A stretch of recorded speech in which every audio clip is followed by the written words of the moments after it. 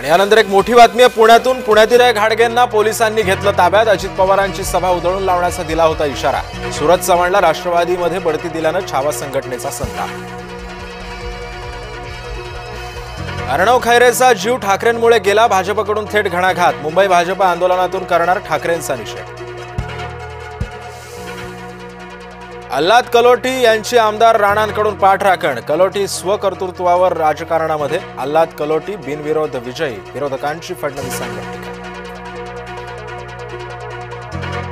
शरद पवार काँग्रेससोबत, ठाकरेंना सोडलं वाऱ्यावर। पवार गटाची मुंबईमध्ये महत्वाची बैठक।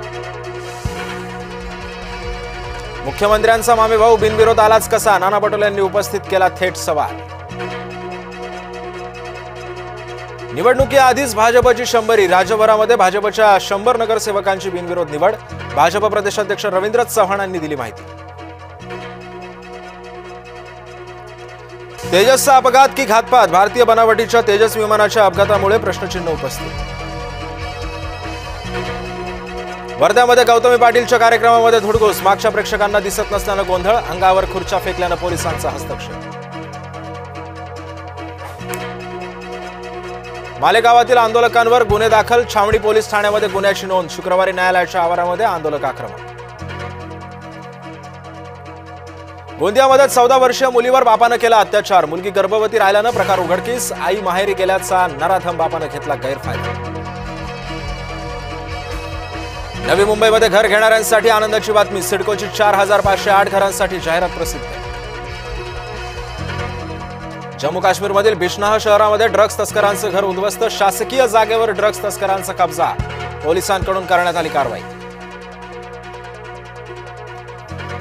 धुळ्यातील दोंडाईचा नगरपालिकेमध्ये भाजपचे सर्वच्या सर्व 26 उमेदवार बिनविरोध। निवडणूक अर्ज मागे घेण्याचा आज होता शेवटचा दिवस। बिलोली नगरपालिकेच्या निवडणुकीमध्ये रडीचा डाव। राष्ट्रवादीच्या विजयलक्ष्मी हारणेंना पतीसह डांबून ठेवलं। पोलिसांकडे तक्रार केल्यानंतर अखेर सुटका। भाजप दबाव टाकून अर्ज माघारी करते, नाना पटोलेंचा थेट आरोप। छत्रपती संभाजीनगरमध्ये बनावट जन्म प्रमाणपत्र घोटाळा प्रकरणी 29 जणांवर गुन्हा। आधार कार्ड आणि प्रमाणपत्रांवरती आणि जन्मतारखांमध्ये फरक। अमरावतीमध्ये सुद्धा 942 बनावट जन्म प्रमाणपत्र घोटाळा उघडकीस।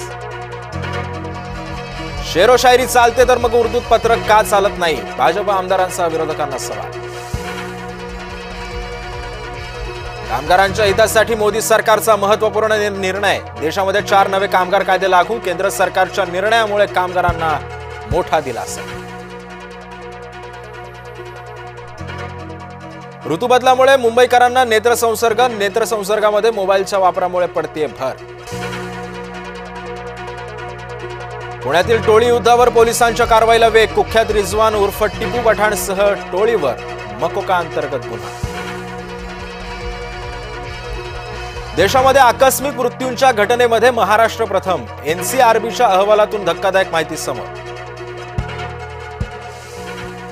उमेदवारी नाही, काळजी करू नका। ज्यांना या निवडणुकीमध्ये थांबावं लागलं त्यांना मी दुसरीकडे ऍडजस्ट करेन। अजित पवारांचं बारामतीकरांना संबोधन करताना आश्वासन। पुण्यामध्ये कचरा वेचक महिलेचा प्रामाणिकपणा। रस्त्याच्या कडेला सापडलेले 10 लाख रुपये केले परत। कचरा वेचत असताना बॅगेमध्ये सापडले होते 10 लाखांची रक्कम।